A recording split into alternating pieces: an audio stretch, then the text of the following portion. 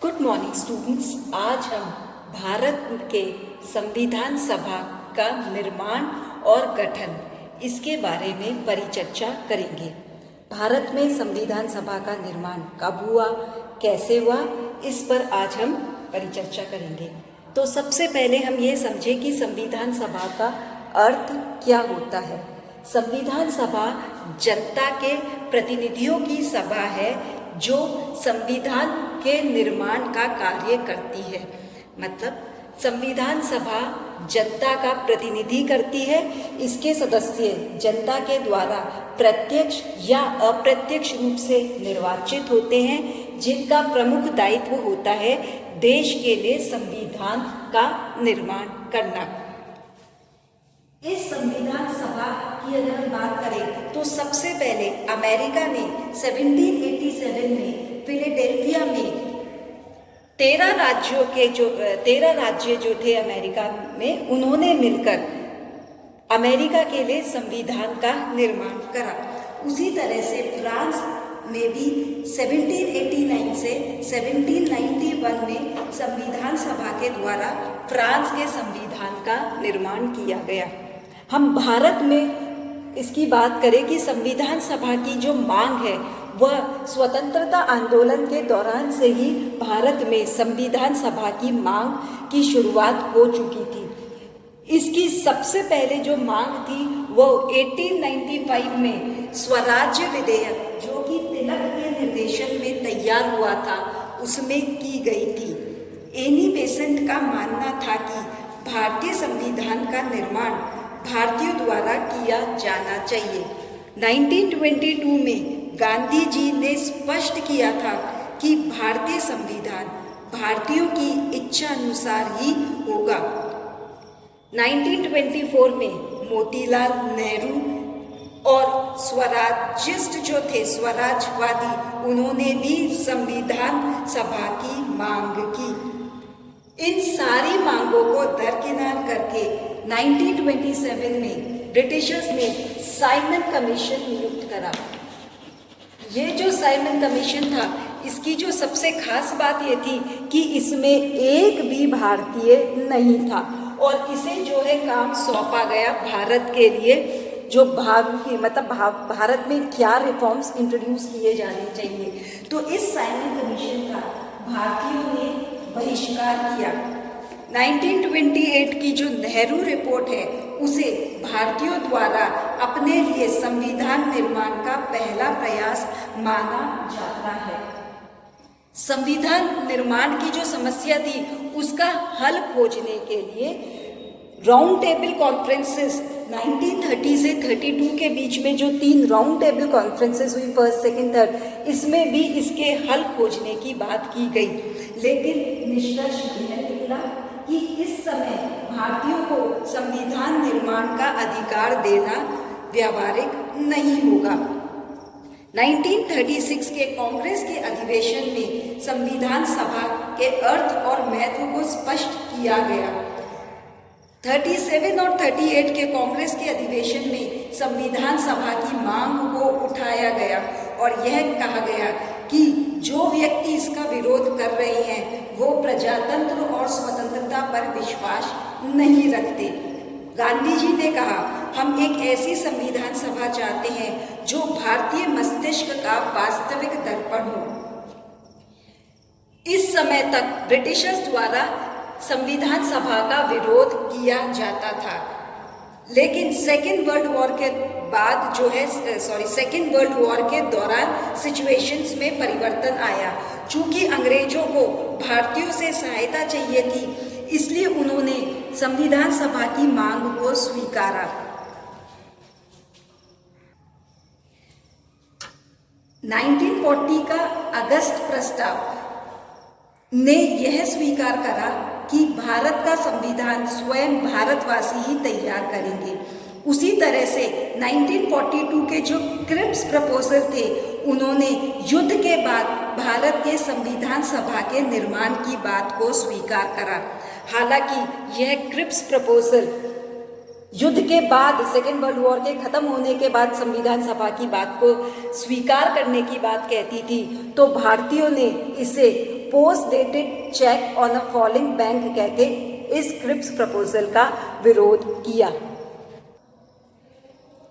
Cripps mission के बाद भारत में क्विट इंडिया भारत छोड़ो आंदोलन की शुरुआत हुई। अब अंग्रेजों को ये बात समझ में आ चुकी थी कि भारत में लंबे समय तक राज नहीं किया जा सकता और भारत के संविधान सभा के निर्माण के लिए कोई कॉन्क्रीट प्लान देना होगा। अल्टीमेटली अंग्रेजों द्वारा 1946 के अंदर कैबिनेट मिशन योजना, कैबिनेट मिशन प्लान दिया गया।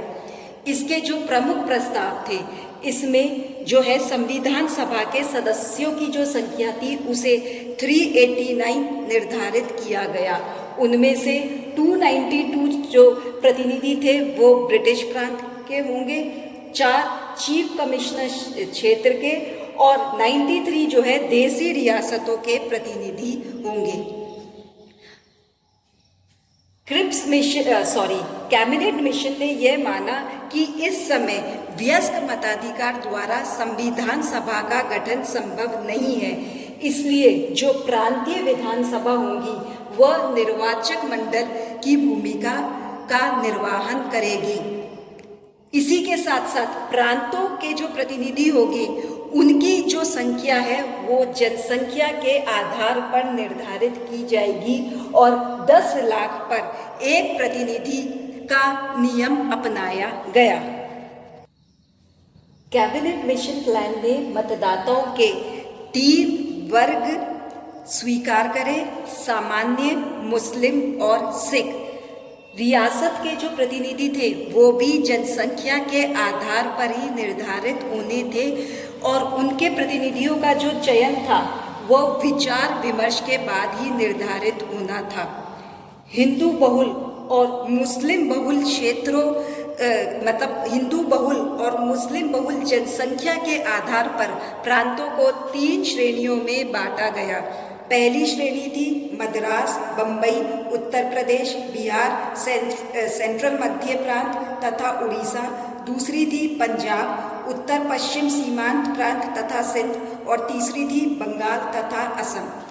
कैबिनेट मिशन प्लान में पहले प्रांतों का संविधान का निर्माण होना था और उसके बाद संघीय संविधान का निर्माण होना था। कैबिनेट मिशन प्लान के अनुरूप जो था संविधान सभा की सदस्य संख्या जो थी 389 निर्धारित की गई। उनमें से 292 प्रांतों की और 4 चीफ कमिश्नर प्रांतों की थी। इसके अंतर्गत 25 जुलाई 1946 के अंदर इलेक्शन हुए जो कि 296 सीटों के थे। 292 प्रांत और 4 चीफ कमिश्नर से इस तरह से करके 296 सीटों के लिए इलेक्शन हुए। इसमें कांग्रेस को 208, मुस्लिम लीग को 73, अदर्स को 7 और इंडिपेंडेंट को 8 सीटें मिली। इस इलेक्शन रिजल्ट से यह पता चलता है, यह समझ में आता है कि कांग्रेस को बहुत भारी सीट मिली।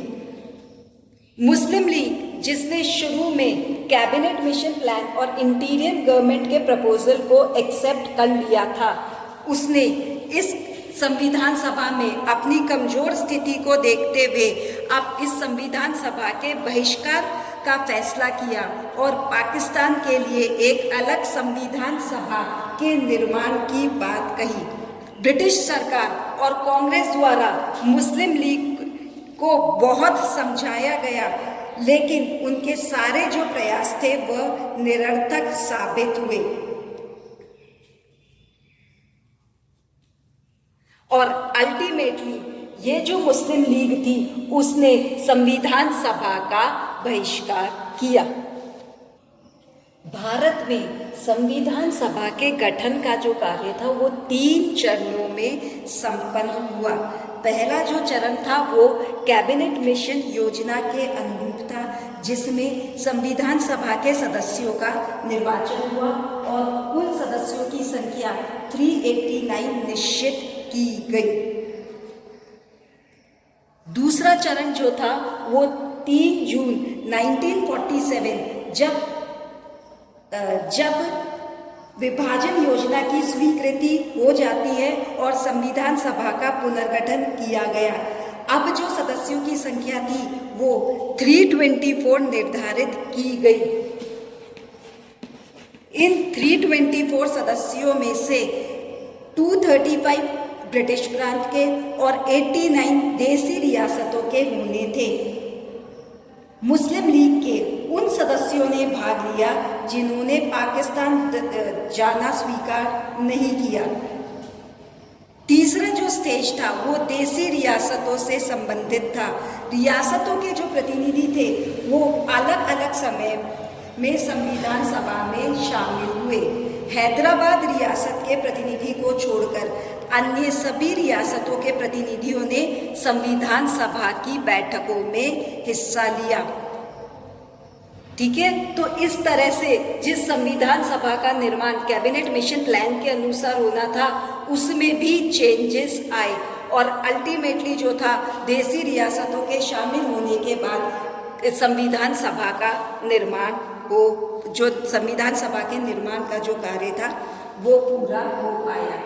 अगर हम भारत के संविधान सभा के प्रमुख सदस्यों की बात करें तो प्रमुख संविधान निर्माता थे पंडित जवाहरलाल नेहरू, सरदार वल्लभ भाई पटेल, डॉक्टर भीमराव अंबेडकर, के.एम. मुंशी, गोपाला स्वामी अयंगर, कृष्णा स्वामी अय्यर, सीतारामैया, मौलाना अब्दुल कलाम आदि। डॉक्टर राजेंद्र प्रसाद जो थे वो संविधान सभा के अध्यक्ष थे, इसलिए उन्होंने जो है इसमें खुलकर ज़्यादा पार्टिसिपेट, जो डिस्कशन थे, डिबेट और डिस्कशन संविधान सभा के, उसमें उन्होंने ज़्यादा पार्टिसिपेट नहीं करा। एक चीज और, जो भारत की जो संविधान सभा थी वो 3 जून 1947 के बाद जब से विभाजन की स्वीकृति हो गई थी, ऐसी स्थिति में इस संविधान सभा की जो स्थिति थी उसमें महत्वपूर्ण मोड़ आया। पहला तो यह संविधान सभा भारी हस्तक्षेप से जो थे उसमें समाप्त होने लगे। मुस्लिम लीग जो कि पाकिस्तान का निर्माण चाह रही थी वो अल्टीमेटली इस संविधान सभा से अलग हो गई। ये जो कॉन्स्टिट्यूएंट असेंबली थी इसके दोहरे दायित्व हो गए। जब भारत स्वतंत्र हुआ तो इसके दोहरे दायित्व हुए। पहला तो इसने संविधान सभा का इसे भारत के संविधान का निर्माण तो करना ही था 47 से 3 जून 1947 से, पर इसे संविधान सभा के निर्माण के साथ साथ इंटीरियम गवर्नमेंट या इंटीरियम संसद के रूप में भी जो था उसका कार्य करने का जो भार था इस संविधान सभा को सौंपा गया। तो ये भारत का संविधान जो आज है, इस संविधान सभा का जो निर्माण था, इस संविधान का निर्माण जो आज हम भारत का संविधान पढ़ते हैं या जिसको आज हम भारत पर लागू होता है, उसका निर्माण इस संविधान सभा के द्वारा किया गया। हालांकि एक बहुत बड़ा क्रिटिसिज्म आता है कि भारत का जो संविधान था उस का निर्माण जो था, मतलब जिन सदस्यों द्वारा किया गया वो जनता के द्वारा डायरेक्टली इलेक्टेड नहीं थे, प्रत्यक्ष रूप से निर्वाचन नहीं हुआ था भारत के संविधान के सदस्यों का। लेकिन समय और परिस्थितियों के अनुरूप अगर हम उस समय की परिस्थितियां देखें तो उन समय और परिस्थितियों के अनुसार जो सबसे बेटर ऑप्शन था उसे अपनाया गया। और अगर शायद मैं कहूँ तो प्रत्यक्ष निर्वाचन होता तो भी शायद इन्हीं सदस्यों में से जो था निर्वाचन, मतलब जो सदस्य थे संविधान सभा में वही सदस्य चुनकर आते। दूसरी बात, जब भारत का पहला इलेक्शन हुआ तो वो जो था बेसिकली इस संविधान पर रेफरेंडम था और जो मोस्ट ऑफ द मेंबर्स थे इस कॉन्स्टिट्यूएंट असेंबली के संविधान सभा के, वो सभी सदस्य चुनकर भारतीय संसद पे आए। आज हमने भारत के संविधान का गठन को समझने की कोशिश की, किस तरह से भारत के संविधान सभा का गठन हुआ। कैबिनेट मिशन प्लान के अनुसार जो था भारत के संविधान सभा का गठन किया गया। ये जो संविधान सभा थी उसने जो है भारत के लिए संविधान का निर्माण किया। ये जो संविधान बनाया उसके लिए डॉक्टर रजनी कोठारी का कहना है कि यह संविधान भारत के भविष्य के आधारशिला के समान था और इसकी रचना में नेताओं ने पुराने और नए विचारों में अधिक से अधिक सामंजस्य लाने का प्रयत्न किया। आशा करती हूँ आज का व्याख्यान आपको समझ में आया होगा। Thank you.